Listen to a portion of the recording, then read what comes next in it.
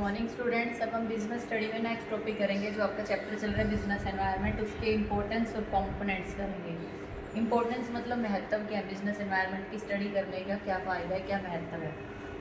First mover advantages. First mover इसके नाम से क्लियर है, जो पहले मूव कर गया, बेनिफिट ले गया। जिसने बिजनेस एनवायरनमेंट की स्टडी की है, जो ध्यान रखता है बिजनेस में क्या क्या चेंजेस होने वाले हैं, क्या क्या हो सकता है, क्या क्या हो रहा है, वो मूव कर जाता है, वो बेनिफिट ले जाता है। अब इसमें एक एग्जांपल से क्लियर हो जाएगा। एशियन पेंट की कंपनी का नाम सबने सुना ही है। एशियन पेंट में एक बार क्या हुआ था, टेक्निक में पीछे रह गई थी ये कंपनी। इसका पता लगा एक दूसरी कंपनी को, GN जनरल नैरोलैक के नाम से एक कंपनी है। उसने क्या किया, उसको ये लगा कि ये कंपनी टेक्निक में पीछे रह रही है, हम क्यों ना नई टेक्निक खरीद लें फ़ौरन से। कंसाई ब्रदर्स के नाम से फ़ौरन से इन्होंने एक टेक्निक खरीद ली। उस टेक्निक का इनको ना मारुति जो उद्योग है उससे एक ऑर्डर मिल गया नई टेक्निक का। GN ने जो कंसाई नेशनल के नाम से जो भी फ़ौरन से टेक्निक खरीदी, उसका एक मतलब टेक्निक का नाम था CED। तो उसने क्या किया, कैथोडिक इलेक्ट्रोक के नाम से एक मतलब एक इन्होंने क्या किया था, जैसे एक कंपनी पीछे रह गई एशियन पेंट की, दूसरी कंपनी को इसका पता लगा GN को, उसने फ़ौरन की टेक्निक खरीदी, उस टेक्निक का इसको ऑर्डर मिला, तो वो कंपनी आगे निकल गई GN कंपनी, और जो एशियन पेंट कंपनी थी पीछे रह गई। सिंपल सी लैंग्वेज में ये, क्योंकि वो एनवायरनमेंट की स्टडी कर रही थी, उसको पता लग रहा था क्या कौन पीछे जा रहा है, क्या चीज़ नहीं जा रही। तो जिसने फर्स्ट मूव कर दिया वो उसका बेनिफिट ले गया। वार्निंग सिग्नल मतलब आने वाले खतरों का पहले से पता लग जाता है क्या क्या होने वाला है। अगर हम बिजनेस की स्टडी करते रहेंगे तभी हमें पता लगेगा ना क्या क्या बिजनेस में हमारे सामने बिजनेस में कौन कौन से खतरे आने वाले हैं।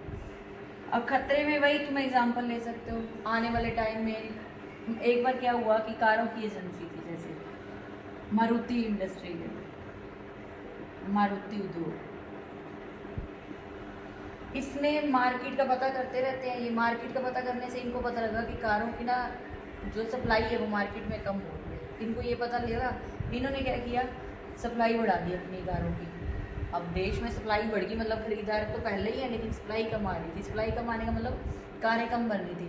इन्होंने उस टाइम में अपनी कारें बहुत सारी सप्लाई करके निकाल दी, तो इनकी बिक गई। खतरों को पहले से भांप लिया।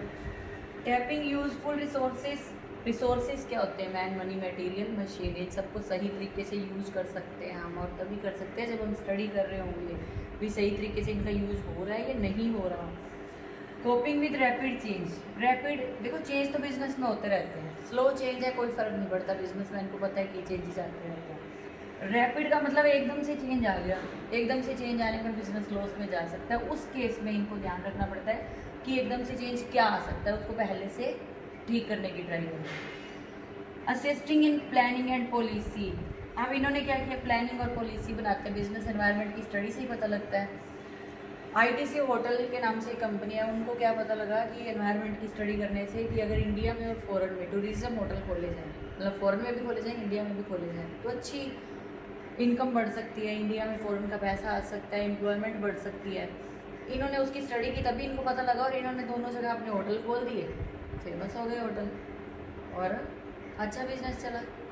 ऐसे इम्प्रूवमेंट इन परफॉर्मेंस में इम्प्रूवमेंट तब आएगी ना जब हम एनवायरनमेंट की स्टडी करके कुछ नया करेंगे। अगर हम करेंगे नहीं स्टडी, हमें पता कैसे चलेगा क्या नया होना चाहिए बिजनेस में। तो हम अपनी परफॉर्मेंस बिजनेस में इम्प्रूव कर सकते हैं ताकि हम बेस्ट रहें दूसरों से। मार्केट में क्या आना चाहिए, किस चीज़ की डिमांड हो सकती है। तो ये थे इसके इम्पोर्टेंस। अब नेक्स्ट है कंपोनेंट्स। दो तरह के होते हैं, इंटरनल और एक्सटर्नल। इंटरनल का मतलब जो बिजनेस के अंदर है और बिजनेस के कंट्रोल में है, ये हमारे कंट्रोल में होते हैं, इन पर बिजनेस का कोई कंट्रोल नहीं होता, ये बिजनेस के बाहर के हैं।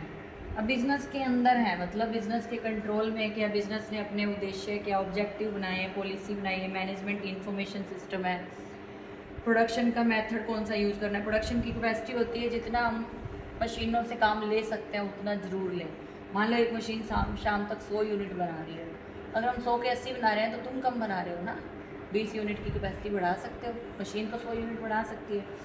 तो ये हमारे कंट्रोल में होते हैं बिजनेस के, लेकिन ये हमारे कंट्रोल में नहीं होते इस ये दो तरह के होते हैं, माइक्रो एंड मैक्रो। माइक्रो होते हैं जिनके साथ बिजनेस का क्लोज रिलेशन होता है, इनके साथ दूर का रिलेशन है, नो क्लोज, कोई क्लोज रिलेशन नहीं है। अब क्लोज रिलेशन कैसे होता है?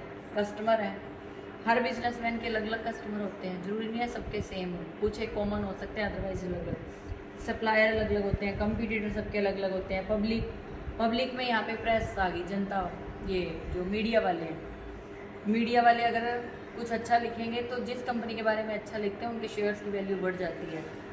ऐसे ही मार्केटिंग इंटरमीडिएट होते हैं, एजेंट है, एजेंट मान लो कंपनी का कोई आ रहा है, उसके साथ अच्छी बनी हुई है, तो अगर नहीं बनी, उससे झगड़ा हो गया तो माल आना बंद हो जाएगा। तो ये तो होते हैं जो क्लोज रिलेशन है, और ये होते हैं जिनके साथ कंपनी का क्लोज रिलेशन नहीं है, और इनको डीपली करेंगे हम। डीपली करने का मतलब है कि इनको अलग अलग पॉइंट्स को 4 मार्क्स के आते हैं, इनको अलग से टॉपिक करेंगे। तो आज आप इतना लर्न करोगे, ये भी काफ़ी सारा है, अगर इसको समझ के करोगे तभी अच्छे से लर्न हो पाएगा। चैप्टर थोड़ा सा टफ है लेकिन समझ के करना पाएगा। आज के लिए इतना।